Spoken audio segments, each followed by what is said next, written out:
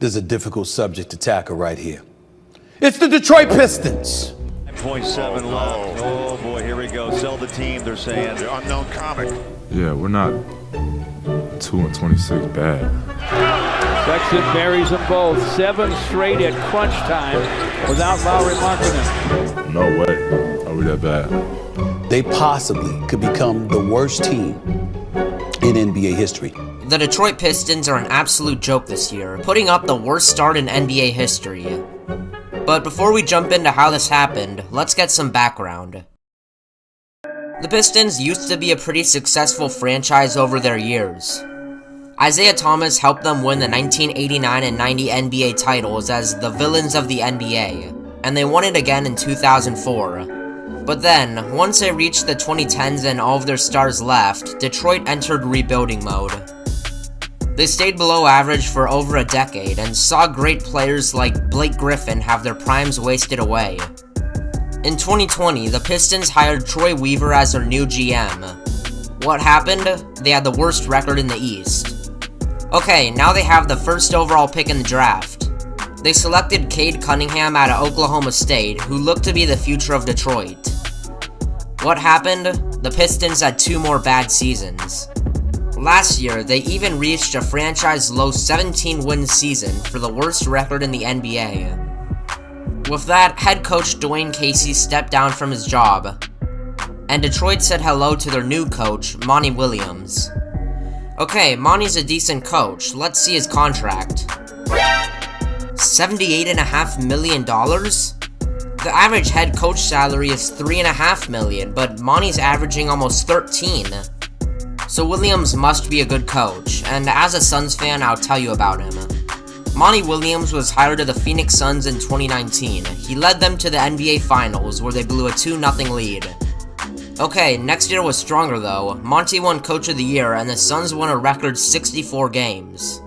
In the playoffs, they got smoked by 30 at home in Game 7. 27-point lead. Down goes Johnson. 3 lead.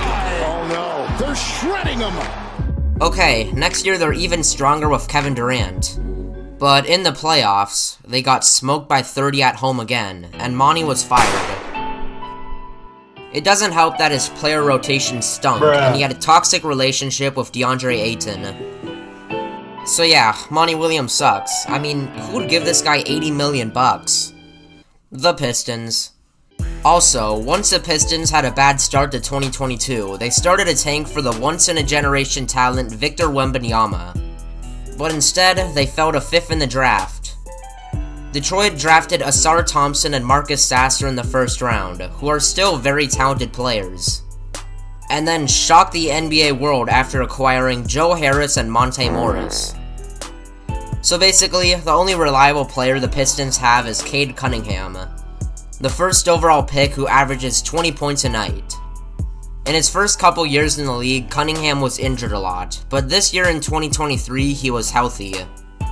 Cunningham would improve his game even more. He shot with better efficiency, got more assists, averaged 24 points, and had some of the best performances of his young career.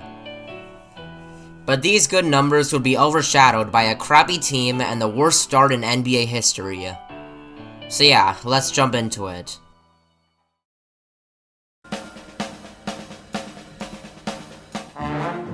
The first few games weren't that bad for Detroit. On opening night, the Pistons played a tight game on the road in Miami.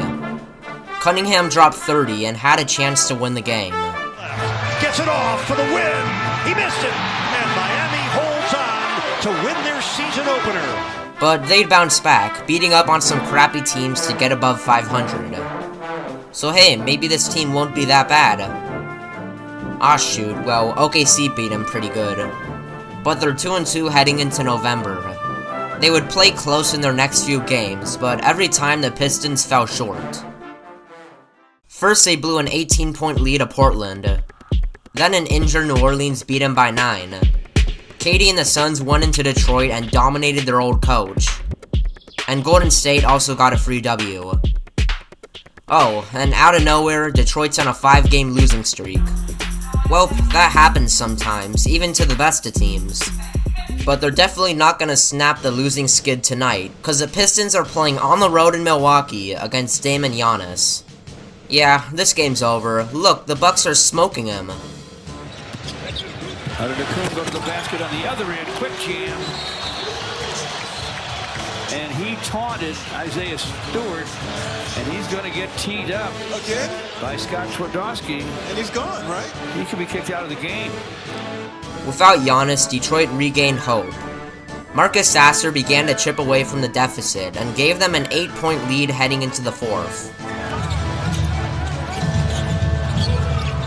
Damian Lillard going past the hole.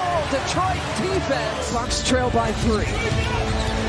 Damian Lillard, acceleration, finger roll finish. Again, it's a 1-point game. Well, the Bucks must have realized who they're playing, and Damian Lillard activated Dame Time. When it's Dame Time, it's Dame Time. Nothing you could do about it. Yeah, this game's over. Well, the Pistons played hard, but they weren't clutch enough. NBA fans, it's the first ever NBA in-season tournament. Good or bad, every team has a shot to head to Vegas. So get your seats today. Okay, cut. Ah, shoot, the Pistons are calling. No, Detroit, that was just an advertisement. Don't get your hopes up. No, you're not going to Vegas. You know how bad that'd be for ratings? Yeah, just give all the other teams a free win. Well, November was a really bad month for Detroit, where the Pistons went 0-15. And we all know they're losing a lot, but why? The reason is they have the least amount of talent in the NBA. I'm not saying that none of their players can develop and become stars. Jaden Ivey, Jalen Duren, Marcus Sasser, Ausar Thompson, all of those guys have potential. It's just that all of their players are way too young and inexperienced, and there's no veteran leading the team. So that's GM Troy Reaver's fault for not putting together a better lineup. The Pistons have the cap space, and they could easily snatch a good veteran to turn this franchise around. But when you're losing 15, 20, 25 straight games, those star players don't want to come to Detroit anymore. More importantly, the actual players in the team start to get frustrated and lose hope. They know the season is over, so their mindset is to boost individual stats and somehow find a way to get the hell out of Detroit. If you watch a Pistons game, the young players don't have any chemistry while playing, and their play doesn't fit together. The stats prove it. Detroit is a worse team in the NBA at turnovers. They have the worst three-point shooting, they don't rebound well, and they give up the most fouls in the NBA, and get the least amount of fouls as well. They rank bottom 5 in offense, since Cade Cunningham's basically the entire show, and they have no depth. On top of that, the Pistons have been struggling with injuries, closing out games, and horrible defense. In fact, Detroit also ranks bottom 5 in defense. I mean, watch this play where they just forget it. 100 seconds to go. Nobody decided to guard Evan Mobley. Another game, their defense let the Raptors get a franchise record 44 assists in a blowout. And then, I mean, this was just funny. Unbelievable. 25 in 5 games, that's 5 per game. Here's a step back, Halliburton. That's a shake of money. There seemed to be a point in late November where it seemed like Detroit just gave up. A lot of basketball is about mentality, and it seemed like the coaching staff lost the locker room, and the players got into a losing mentality. Instead of who are we gonna play next, it's who are we losing to next. In November, they played their games pretty tight, but in December, they started to get blown out. It was embarrassing. With the losing streak getting higher and higher, it became a Detroit Pistons franchise record. And when you're an opposing team knowing how historically bad these Pistons are, you don't want to be the team that they get their first win to. So it seems like the only teams Detroit have a chance to beat are the other sucky teams. On November 28th, they hosted the Wizards, a team under a 9-game losing streak. What happened? Kyle Kuzma balls out and smokes Detroit. After getting blown out by one of the worst teams in the league, fans started to boo. December 6th, they host the sucky Grizzlies. Desmond Bane balls out and gives Detroit their 18th straight loss. A loss to the Pacers, and now they're at 20. 20 straight defeats is a lot, and at this pace, they're gonna have the record. And let's be honest here, we can feel bad at how horrible this team is, but we're all secretly rooting for them to break the record. So what do they have to beat? The 2015-16 Philadelphia 76ers had a 28-game skid over 2 seasons. And I told you tensions were flaring in Detroit. Well, they're about to get whacked again, so Isaiah Stewart let it out. 7-6 seconds. Let's see how aggressive Isaiah Stewart was right here. He does give it to Patrick Beverly. And therefore he's been ejected from the game. And there'll be 2 shots for Beverly and the ball be inbounded at the free throw line extended in the front court.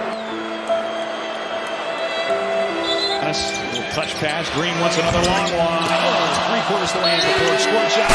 There's the trash man. I'm kind of sick right now. I am sick right now. Everybody knows what's going on, so obviously you don't want to be that team. The Detroit Pistons are a horror show.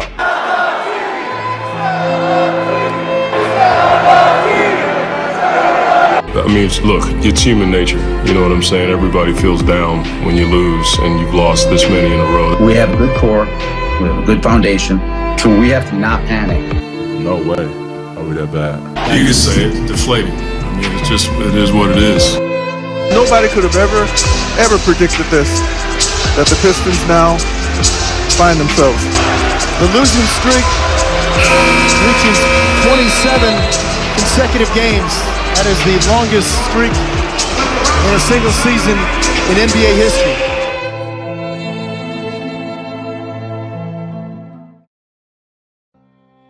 Unfortunately for Detroit, their schedule was getting even tougher. They came into Boston as 16.5-point underdogs and played hard enough to get up by 21 points. But the Celtics came back, forced overtime, and won the game. Talent alone gave the Pistons loss number 28 in a row.